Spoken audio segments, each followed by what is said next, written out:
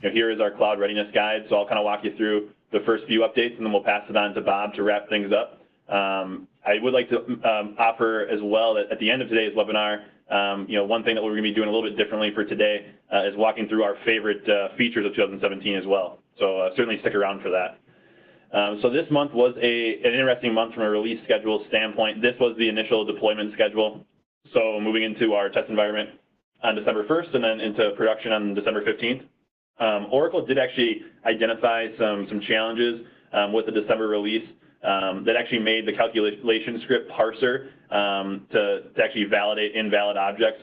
Specifically, it was around the syntax that required an unneeded parenthesis.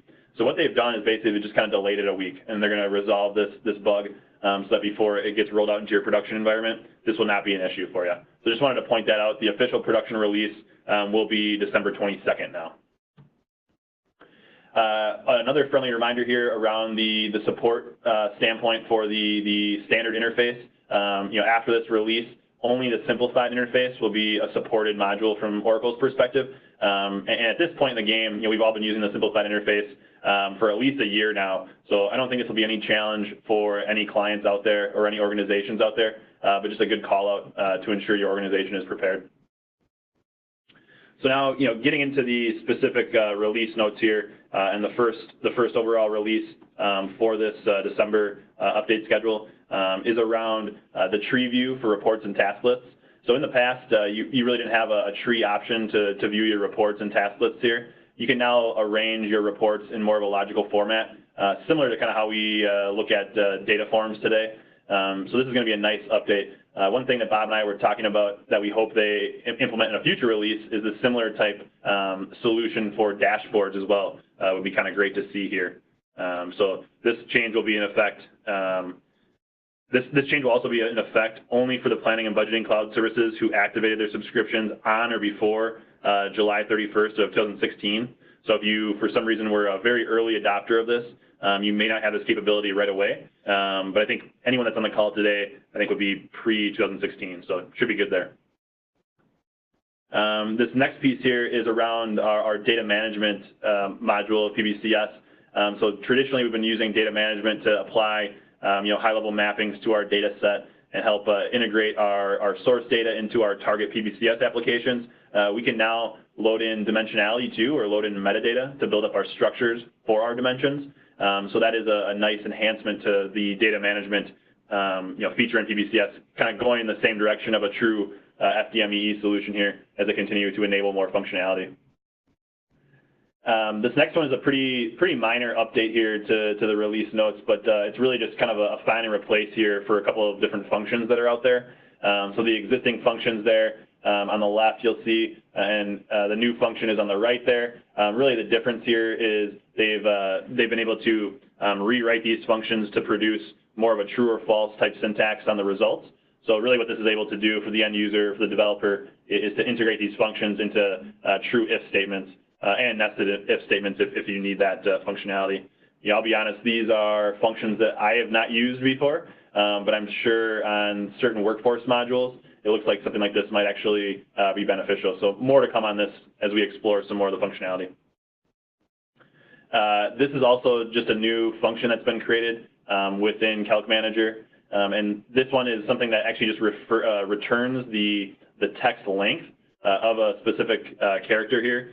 So again, not a ton of use cases that come to the top of the head on this one, but certainly if you had a situation where you needed to look at certain aspects of your metadata to determine a next logical step in your calculation scripts, this could be an option for you to determine basically any length of a member that you want to classify within your business rules here. So with that, I'll pass it on to Bob here to review the remaining release notes. And Bob? Yeah, thanks, Ryan. So rounding out the new things we have in December, rounding out our releases in December, we have a new version of SmartView for Office.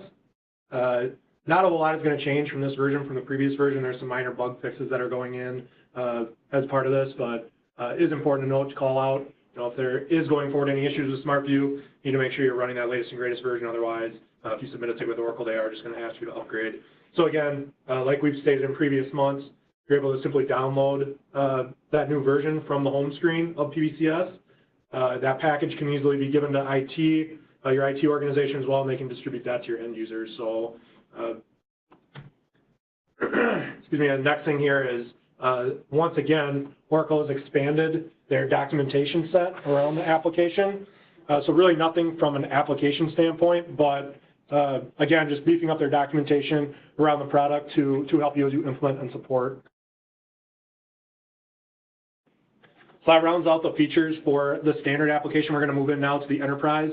There's really just two updates here. And again, with the enterprise option, as Ryan called out, these are really the pre-developed models. So these would be any updates to financials, workforce projects, capital, or strategic modeling. And like I said, we just have the two this month. So the first one is related to strategic modeling. So true form, like we've seen a lot this year. We have another update around this model. And this one is really around just creating and editing account groups within your strat plan. And really it's a way to help you clean up, maintain, and facilitate the different accounts that are going to be used within the different areas of this plan. So no real functionality changes, but really just a way for us to help organize and maintain that strategic modeling data set is just through this grouping. So within the account view, you're able to go in there. Within the actions, you're able to adjust those account groups. You'll notice right away when you open it, you have a lot of them that were just created as part of the implementation of the model. So with that, you can actually adjust those groupings that are there. You can create new ones. You can rename them. Again, just a way for us to facilitate the model and help it look nice and adjust those account settings as necessary. So the last one here, our last release feature is around the projects plan type. Essentially what happened here, what they've added here is you're now able to adjust your start and end date from on this web form.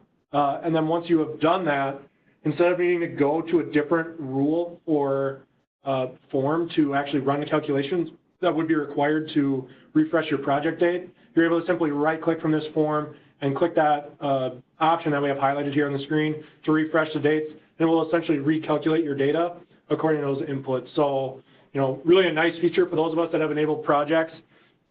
In the past, it was overly complicated and easy to forget, basically, to just come down and refresh that calculation. So really putting it on this form was a, very responsible thing for Oracle to do, basically, as part of this release. So really, those are, some pretty minor enhancements overall this month. I think probably the biggest enhancements we had in this release was probably using that data management to update our metadata. Should also call out on that as well. We do have a blog out there on our eCap site. If you go to our eCap blog and you search data management, you'll see that pop up right away. Really does give you a step-by-step instructions on how to enable that and use it from a flat file standpoint. So definitely worth investigating for those of us that, all of us out there as we're looking to maintain our metadata in that way. So I'll end it here. A couple more topics here, but first we'll quick talk about the support. So this is nothing new. We've been talking about all these support options for several months now. So again, the classic dimension editor that's been used looks a lot like the version for those of us that have come from on-prem and how to maintain your members and member hierarchies. That classic way of doing that is going to be retired, and in place is going to be the new simplified dimension editor, it's called. So again, you see that down in the bottom right. It has a look and feel very similar to that of SmartView from a drill-in, keep-only type of process, but just going forward, that is going to be the option that we need to maintain our metadata. And then reporting, the desktop client for Reporting Studio, again, been talking about this for over a year now. None of us should be in the desktop client. You can get in there and you can modify reports from Reporting Web Studio directly in underneath the Navigator option in the home screen. Really full functionality. We've seen nothing different between the two. So that technically, Oracle had said they were retiring this back in May. But now they are saying here at the end of 2017 it is going to be retired. So if you have not adopted this, it's time to get on board and be ready, as that should be retired at the end of this year.